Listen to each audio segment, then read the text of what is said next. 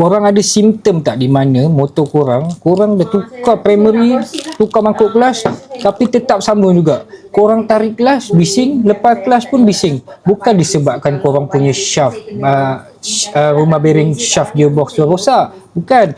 Korang kena tengok dekat bahagian sebelah primary ni. Apa dia? Ni dia.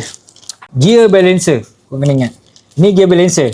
Dia duduk di sebelah primary gear. Jadi bila korang kena tengok benda ni. Bila kalau korang dah ada start simptom korang tarik kelas pun still bunyi juga, korang kena tengok dekat gear balancer korang. Di mana benda tu rosak ke tak? Ada free play ke tak? Jadi macam mana korang nak tengok pula benda tu? Bila korang dah buka kelas, bagi tahu pomen, tengokkan gear balancer tu ada free play ke atas bawah ataupun tak ada. Kalau kata atas bawah tu kena tengok juga apa masalah dia.